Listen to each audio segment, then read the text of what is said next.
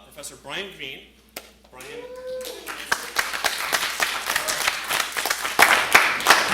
So Professor Greene is a professor of physics and mathematics here at Columbia University.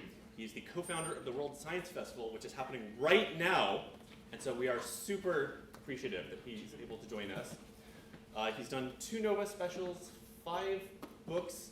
I could go on and on, but please welcome Brian Greene.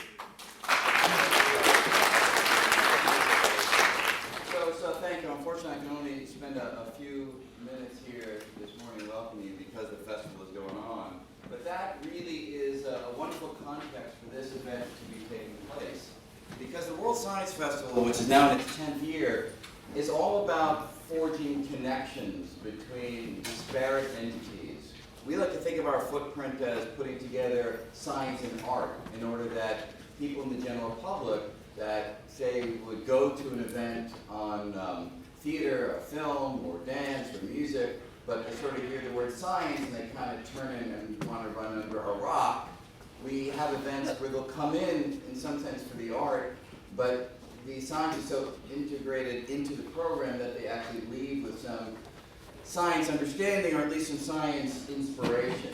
And that's a way to get these vital ideas out to the world. And I think as we see what's going on in the world, it would be a little bit better if people felt that science was something that they could engage with, think about, have an opinion on, and actually perhaps exert some pressure on the kinds of decisions that are being made in the world today. And this event that is happening here now is also about forging connections, because space and space exploration is obviously in the sweet spot of science and discovery, but it's something which industry needs to play an integrated role with, and each of the 2 sides of this equation can help each other to push forward into the great frontier. And with all that's happening on Earth, we know that we're going to need to get out of here sometime relatively soon. That's a good thing to have happen. So enjoy this weekend. I think it's going to be a very productive conversation that thinks about this new way of thinking about exploration into space. So with that, again, welcome. You're also welcome to come if you have any time in the evening. I should just quickly mention, if you don't mind a small plug. We have a free event that's going on from 6 p.m. to 11 p.m. tonight in Times Square, where we're kind of we like to think about bringing science to the crossroads of the world, the beating heart of Manhattan.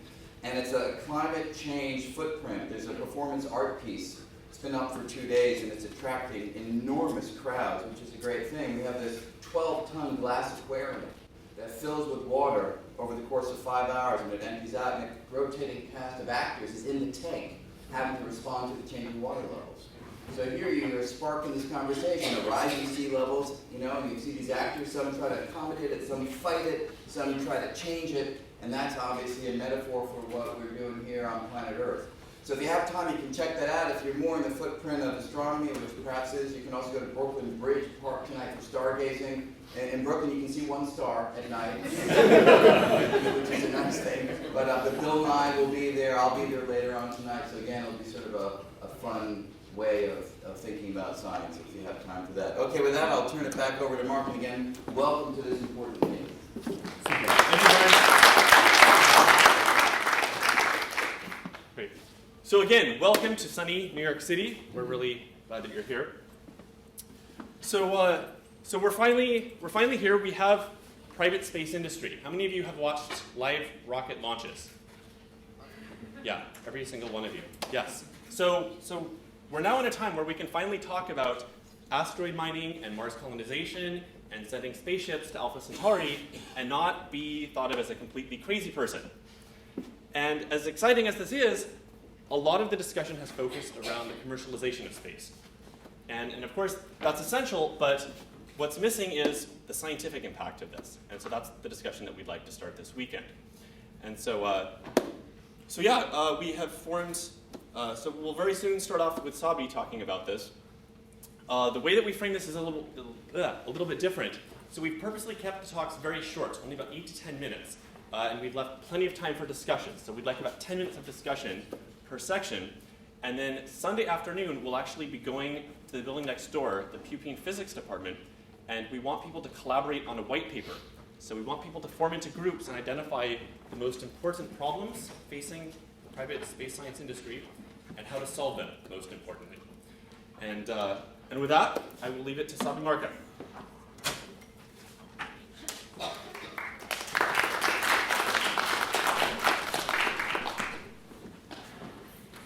So thank you very much for coming. Welcome to New York, one of the culture capitals of the earth. And we are very proud of our scientific and cultural heritage. So if you just go to the building next to us, that is associated with 27 Nobel Prizes in the last century. And it is, very importantly for this conference, associated with the best monograph on how to explore the moon. So this is the best book in my opinion. So what we have is a great conference here, and this conference is really centered on the interplay between science and industry and science. These two entities, the enterprise and the science goals, they are really interleaved, and that is actually why we came up with the idea of this conference with Mark. So what I try to do in the next 8 to 10 minutes is to actually raise some questions how a scientist sees these issues, yeah? And then hopefully I hear back how industry sees these issues. So I'm an astrophysicist, yeah? I'm in love with big things far, far away. I'm in love with neutron stars. I'm in love with black holes, yeah? And these are very small things. Neutron star is, as we know, is as big as Manhattan, but 1.4 times heavier than our sun. Black holes are a little bit bigger. This is the size of the black holes we discovered with the LIGO scientific collaboration. It is the size of Long Island, yeah?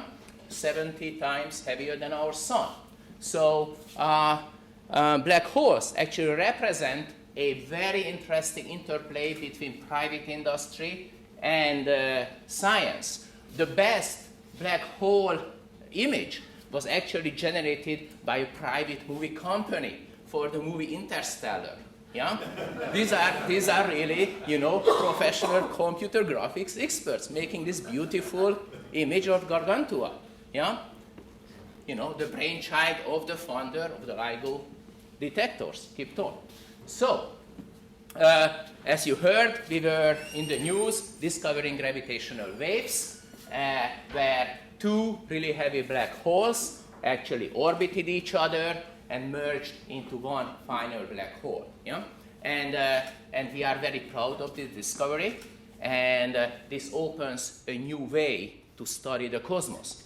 But what does it have to do with this conference? Well, Earth is done after like 10 more, 20 more years with gravitational waves. We have to go to space. We have to go to space, and we have to actually build very, very precise spacecraft.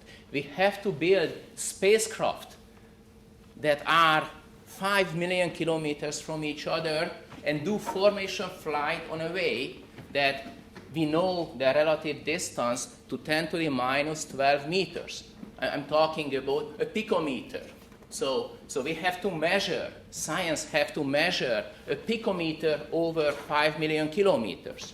This requires a lot of space technology. It requires space technology that is high precision, reliable, formation flying. Everything here is directly applicable for space exploitation. Yeah? So science actually can pursue its own science goals, but can give very important technology that is necessary for the exploitation of space. So science can give something to industry. Industry benefits from supporting science. And vice versa, whenever as a scientist, I'm thinking about space research. I really don't care about 99.9999%. That's insane to me. Yeah? If one out of my 3 satellites survives launch and gives me data for 2 weeks, I'm so happy. Yeah? Can you imagine the differential cost between 30% and 99.9999%? As a scientist, I can tolerate 30%. I don't care. Yeah? That's a very important message. And many of us can tolerate that. Yeah? I'm very happy to rebuild my satellite many times. It will get better at every time I rebuild it.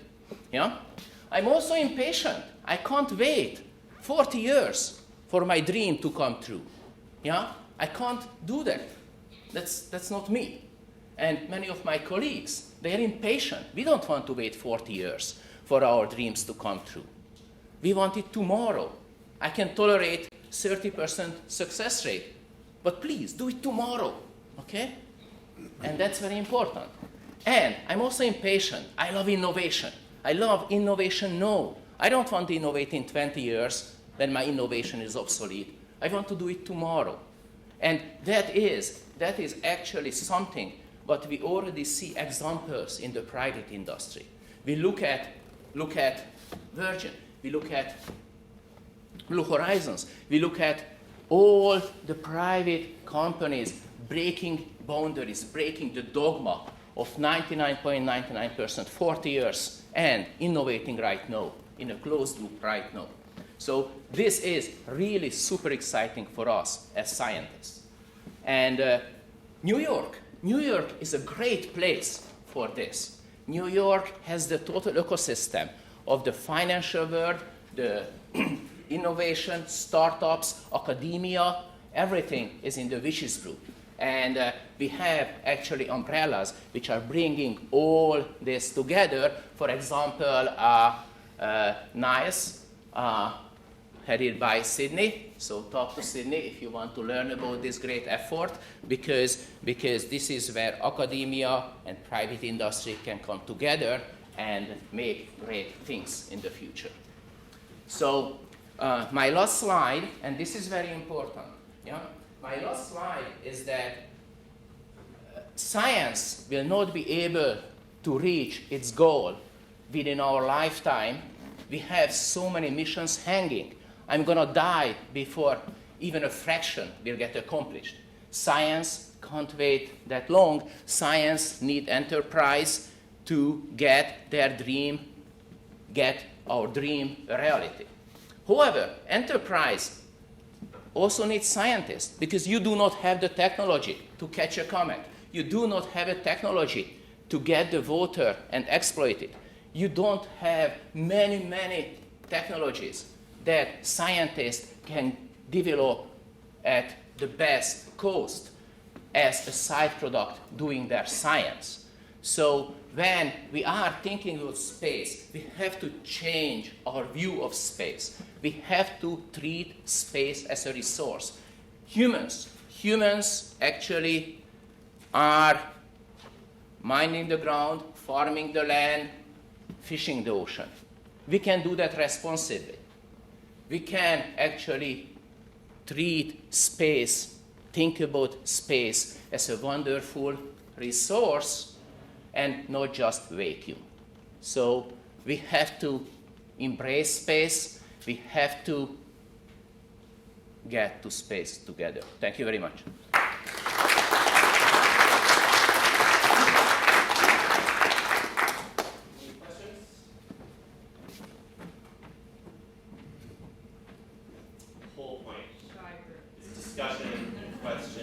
Okay, yes. So the formation of vessels following. You mean Lisa? Yes. What is the biggest target discovery from that work? Excellent questions. So why are we investing billions of dollars into the space gravitational wave detector? And why we are inventing the new technologies necessary to do that. What happens is that the frequency where gravitational waves are coming to Earth depends on the mass of the black hole. Yeah? So black holes can weigh anything between 3 times the mass of our sun and say 100 million suns or more. Yeah? So what happens is that heavier they are, lower frequency the merger happens, because bigger their mass, bigger is the event horizon. So the merging of the 2 black holes happens at a lower frequency. So LIGO can only see black holes that are, say, few hundred solar masses at the most. To see the really big black holes at the edge of our universe, we have to actually build a detector which can operate at a millihertz level. Yeah? The period of those black holes when they merge will be 15 minutes. We have to address those. And those are actually addressing very different scientific questions. They are addressing a very different aspect of the question, where did we come from? That is our origin. Yeah? As humans, that is the most important question for us. Where did we come from? And if we go even lower frequencies than this LISA mission can do, like the cosmic microwave background, then we really see nearly the very beginning of our universe. We see very close to the Big Bang. That is our only microscope that makes us capable of seeing what happened right after the initial moment of our universe as we understand it. 1, 2, 3. Oh, Mark, you help me.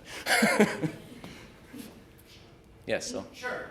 Hi, John Morse from Bolligo Institute. Just kind of picking up on this. So, LISA is an example of a project that was conceived in, I think, the roughly early to mid-90s, maybe even before that, and now has a prospective launch date in the ESA manifest of no earlier than the late 20s and perhaps in the early to mid-30s. So there's a Correct. 40, maybe even 50-year time horizon. The 40-year was not a random choice. That's right. Exactly. And so that is a long time. Yes, So I hate it. my question from the perspective of looking at an important field of science, could be dark energy, could be exoplanets, or other things, where you need multiple investigations. What would you recommend, besides LISA, to do gravitational wave physics in space? I love that question. I tell you, I love that question. Because there are multiple proposals. Yeah? So what happens is that if you look at LISA, LISA addresses the millihertz range, 1/1000th of a hertz. Yeah? LIGO can't go below 10 hertz. Yeah? So LIGO can see black holes with maybe hundreds of solar masses. Up to date, the biggest one is 70, what we had seen. LISA will do, 10 to the 7, 10 to the 8 maybe, or whatever. Yeah, that's probably too high. Yeah, so there is a huge gap between LISA and LIGO. So we need space detectors based on a very different principle than LISA and LIGO. Yeah, and there are proposals like the Japanese DSIGO project, which really fills the gap between 1 hertz and 0.1 hertz to see those masses. Yeah, so we have a huge gap, and that gap is only addressable in space because Earth is shaking under our feet, and there is a limit to the seismic isolation what we can do. Is there a prospect, you think, where private resources can help achieve some of those goals and sooner? Yes, that's my point. Private resources can make all of this happen sooner because we have the technology as science. We need to have the project going. Yeah, we don't have to invent anything. It's not like LIGO where we did not have the technology. Yeah, we have the technology. We just have to get it to space. It's risky. Some of the technology was not tried. So maybe we will fail the first time. But if we have multiple tries, getting the technology to space will change everything. Same is true for cosmic microwave background. The CMB pole experiment. We have the technology. It is just not prioritized on a way that it will go up within my time of patience. And you just listed, yeah? Sometimes you just need a telescope at low Earth orbit for half a year, and you get the science done, and then you don't care, it burns up. So what? Sometimes we have to forget the dogma. Sometimes, exploration is risky. There is no such a thing as riskless exploration. That's doesn't work. So 1 and 2, is it okay? Yes. So I was intrigued by your publication about the movie Interstellar and this terrific simulation that came out of that. Do you know the background of that well enough to share what motivated them to dig deeper and what supported them from the other side to create such a high fidelity model? Yeah, so I have some information. Probably Kip Thorne will chastise me for everything I say right now, but so be it. He's a great scientist. So he wanted to have the movie Interstellar. He actually pushed it, and he succeeded. And it went through various changes, but he wanted to have a movie about Einstein's general relativity, black holes, gravitational waves, and when the Nolan brothers actually made the dream a reality, they really worked closely with Kip Thorne to make the black hole simulations. And you know Kip. Kip is great, so he wanted to have the best view of Gargantua. And you have the best view of Gargantua. Matter of fact, that picture is not from the movie. That is from an extremely successful science paper that was co-authored by Kip Thorne and the computer animators who did solve the mathematical equations, which are actually proper. So there is really a close collaboration. Kip couldn't have done that simulation without the commercial team, and the commercial team couldn't have done that simulation without Kip, because you needed both. Yeah, you needed the computer and you needed the scientist. Yeah, so one and then you. Yes. You talked about why an enterprise needs science. Yes. And I was wondering how you envision science needing enterprise in the future, and how you see the future of interaction between science and enterprise. How can science convince enterprise to work for us?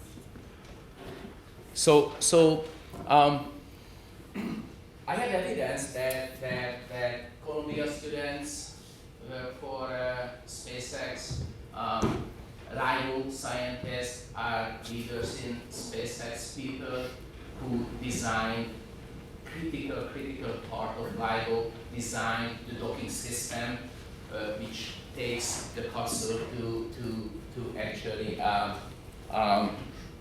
the International Space Station. So science can interact by providing bright minds. But what we really want is that we have so many experiments we want to do.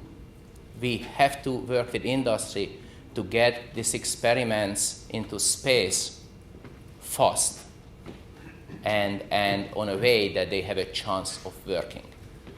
So I think it's very important for us to collaborate with private industry, because as far as I see, within my patient's time, none of my satellites nor myself will go to space. Yeah, if I count on other than private industry.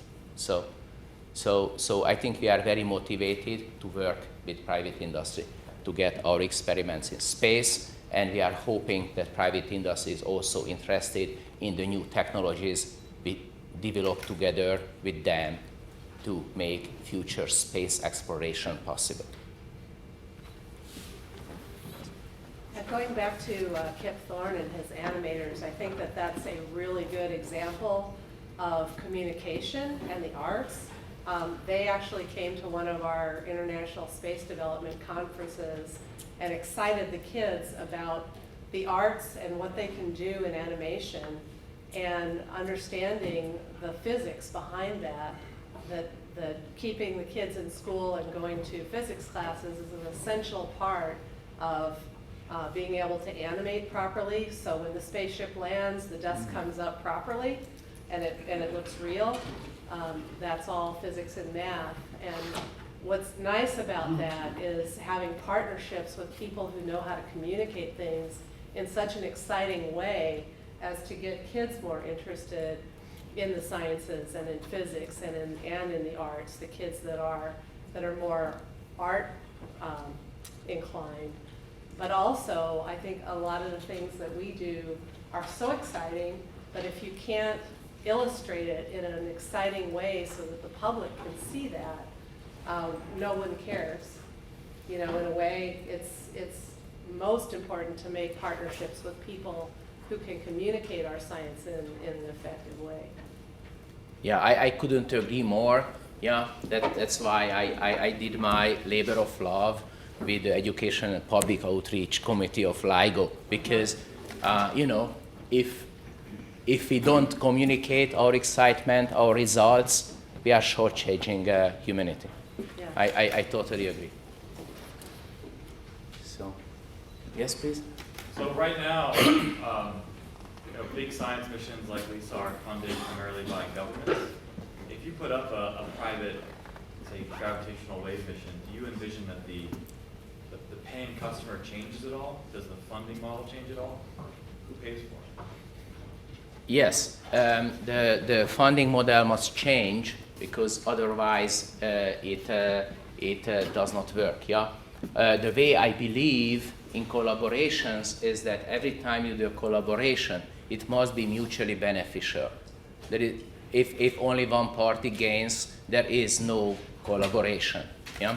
So when private industry and science works together, both parties must gain. Yeah. They can't all gain necessarily on the short term, but on the medium and long term, both of them should gain. And private industry gains a lot of speed, agility, innovation by collaborating with scientists, and scientists gain also in speed, and dreams come true in their lifetime.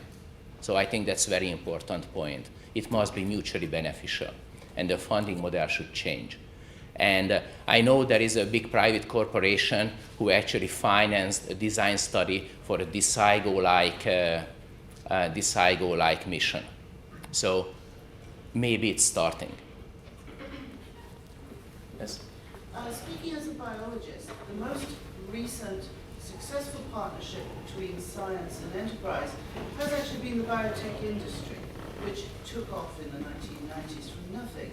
Do you see anything from that could inform next steps for making this partnership happen, or are they two unrelated industries with no useful examples?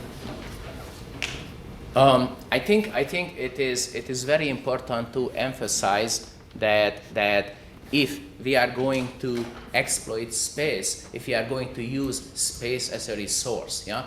Mark used the asteroid mining idea. That's not gonna go without the scientific breakthroughs scientists can provide. Yeah.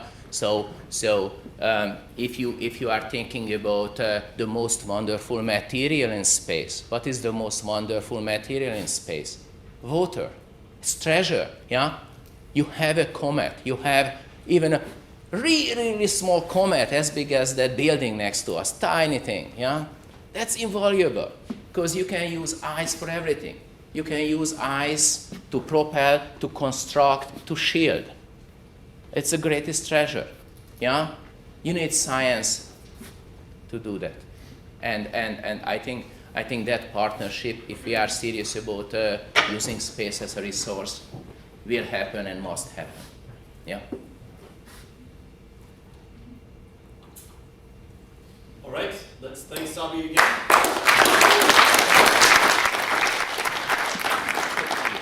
I'd like to say a few words. Thank more. Yeah, Yeah. Bob. Yes, thank you. I'd like to say just a few words about the Science Partnership Fund, if I may. Thank you. Yep.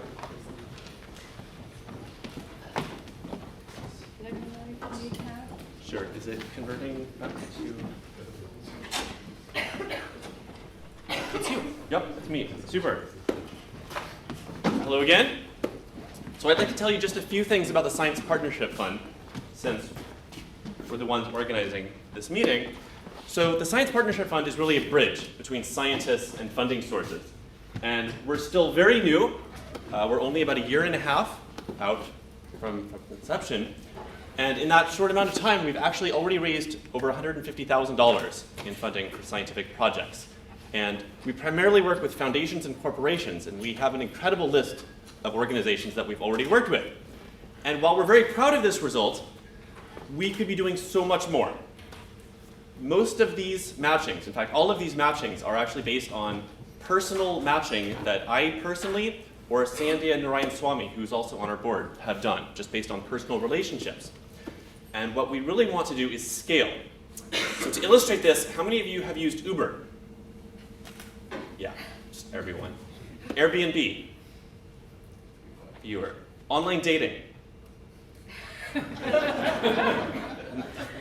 Fewer of you are willing to admit that. Interesting, great. What we really want to do is a version of this for scientific sponsorship. What those platforms have in common is that they don't own anything. They're really just matching platforms. You create a profile of what you need, and other people create profiles of what they need, and it matches you.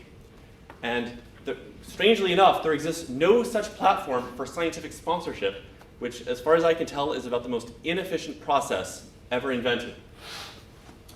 So I'd like to very briefly describe some plans that we have at the Science Partnership Fund for how to make this more efficient. We've tentatively given it the title Vetted Proposal Marketplace. So again, this will be a matching platform that we will create on the SPF website. I probably don't need to convince you that there's a funding crisis. I imagine almost every one of you has probably applied for funding at some point in your life, and probably at least one time you didn't get the funding that you wanted. So these are the statistics. Yes, I'm sorry to remind you again. So these are the statistics that I looked up, and this is before last week, shall we say. Government agency funding is as low as 10%, maybe as good as 23% and everything, and of course it could get a lot worse under certain administrations. And you might say, well, okay, if scientists can't find funding from the government, can't they just go to private sources, either foundations or corporations or wealthy individuals? And in principle, they could, of course, but all of this requires time and networking, and these are just things that most scientists either don't have time to do or the resources. So the other problem is they take all this time to prepare a proposal, so it can often take months. They submit the proposal to a funding source, like a government agency, and they're given an evaluation score, and if they're just a little bit below the threshold, then they don't get anything, and they have to start over from scratch the next cycle. So this is very frustrating because obviously scientists would rather be spending their time on science, not on writing proposals. The problem isn't a whole lot better for funders, of course. They have to invest a lot of time in vetting which proposals are best, because it takes a lot of resources on their end also. And of course, large foundations, they have the bandwidth to do this, but corporations have to rely on getting the word out, and individual philanthropists have to figure out which science is the best. And so it's inefficient on both sides. They would prefer to give their money to the best science available with a minimal of vetting. So what we propose to do is create this vetted proposal marketplace. So basically, if you're a scientist, you just create a profile, you upload your proposal, which has already been evaluated somehow. So it's not just like Craigslist. Not everyone can submit anything. So it's already undergone through some sort of quality control. And then potential funders can search based on whatever criteria they wish, and they can look for the best science. And so it makes it maximally efficient for both sides. And then if a match is made, it allows the process to be as streamlined as possible. So the impact is, of course, scientists spend less time writing the proposals and more time actually doing the science. Funding agencies save time vetting it, and they can be assured that their money is going towards the best science. Universities would love this because, of course, this is another avenue of funding for their projects, and the bottom line is that science benefits. I know you're all sold and you want to see it. Unfortunately, right now, we haven't developed it yet. We would love your help in doing this, though. So this is our vision for SPF. And so if you'd like to help, either if you could assist with the funding to create it, that would be wonderful. But even if that's not possible, we would just love your input, because obviously this involves a lot of players. So just come find me and talk to me afterwards. So that's it. And now we have Sarisha Benla from Virgin Galactic.